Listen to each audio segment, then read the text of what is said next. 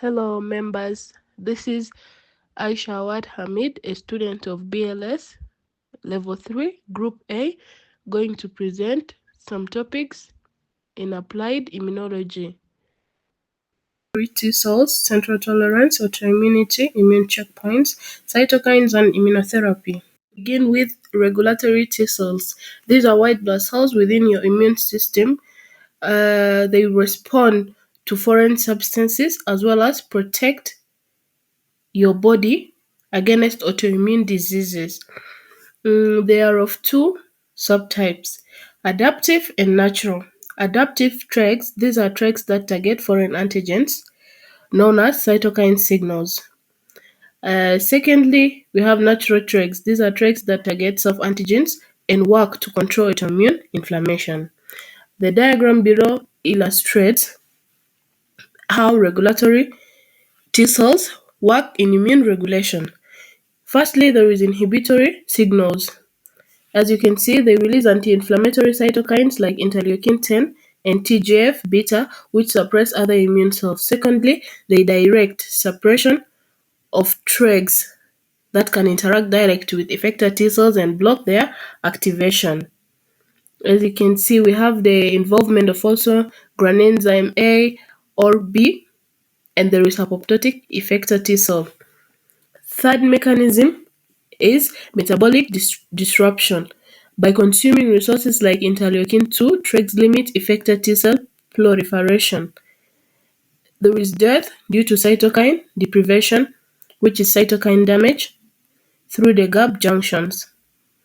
There are additional groups like adenosine of the DNA. Fourth mechanism, they target dendritic cells. Inhibition of these dendritic cells maturation and function. Cytotoxicity, they may induce apoptosis in overactive immune cells. In general, tregs, they are known as peacekeepers by ensuring responses that are strong enough to fight pathogens but control our body from being harmed by these mechanisms.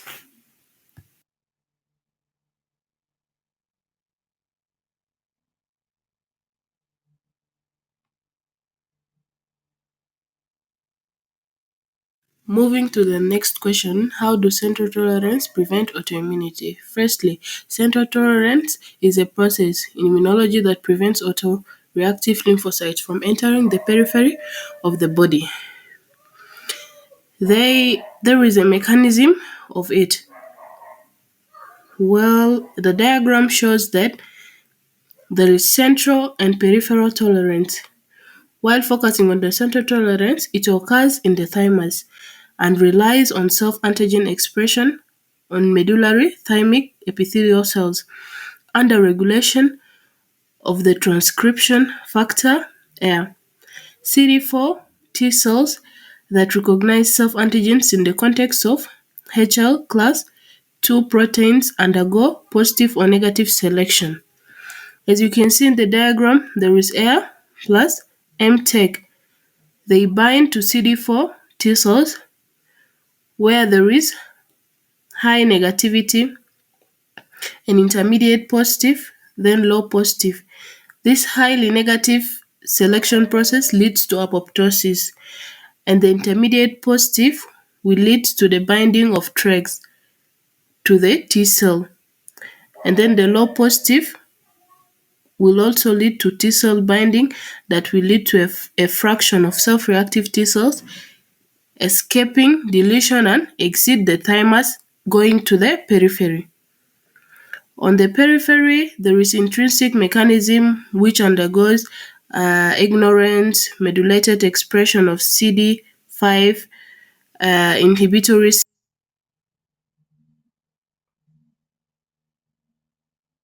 The next question, what is autoimmunity? Autoimmunity is the immune system abnormal response against body's own tissue due to failure of self-tolerance mechanism. List 12 autoimmune diseases: type 1 diabetes, rheumatoid arthritis, Graves' disease, multiple sclerosis, celiac disease, lupus, scleroderma, Sjogren's syndrome. I'm going to focus on the main five. Type 1 diabetes. The immune system attacks the pancreas, knowing well that the pancreas is the one that produces the insulin from the beta cells, preventing it from producing enough insulin to regulate blood sugar. Symptoms include thirst and hunger. Rheumatoid arthritis. This disease causes joints to become stiff, swollen, and tender. Graves' disease. The immune system causes the thyroid to produce too much thyroid hormone.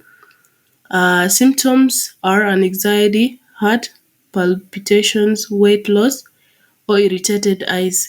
Multiple sclerosis.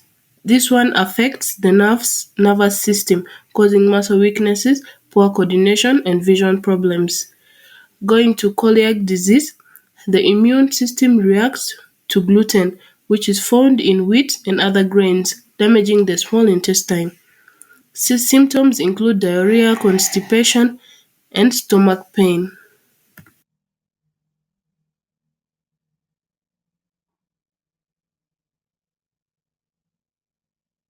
Number 7, immune checkpoints and their importance. Immune checkpoints, these are proteins on the surface of immune cells that regulate the immune system and prevent it from attacking healthy cells. The diagram there illustrates a pathway that contributes to tumor immune escape, enabling tumors resistant to immune response. When PD-1 binds to PD-L1 on the surface of immune effector cells, such as T cells, the signal transduction was suppressed.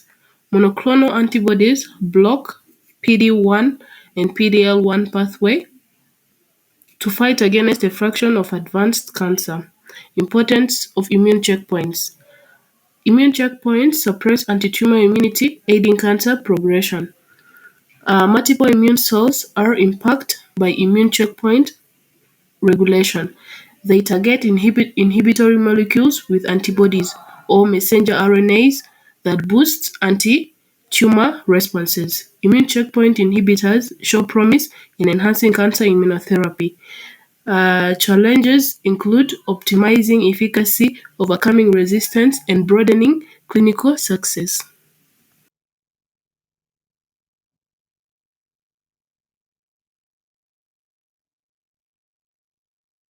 Do cytokines regulate immune responses? What are cytokines? Cytokines are proteins that function as chemical messengers in your immune system. They are of different types. They are chemogens, interferons, interleukins.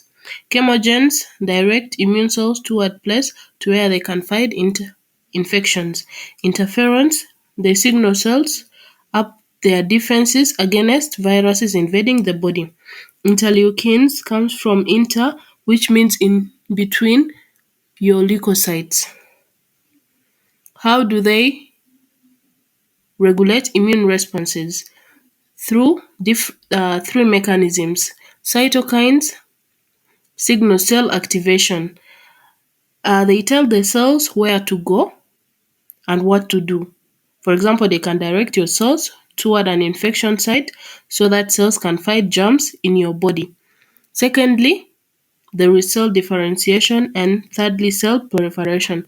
Differentiation develop into specific type, and proliferation tell your cells to make more cells, just like cloning. Last question. Principles of immunotherapy. The principle of immunotherapy is to use a patient's immune system to fight disease by stimulating or suppressing it. There are two principles: active immunotherapy and passive immunotherapy. Active immunotherapy is a type of immunotherapy directly stimulating the patient's immune response to develop immune effectors like T cells and antibodies. Oncolytic vaccines are examples of active immunotherapy. These are cancer vaccines. Passive immunotherapy. This type of immunotherapy involves administering immune elements like antibodies or immune cells to the patient without stimulating the host's immune response. Example of it are monoclonal antibodies.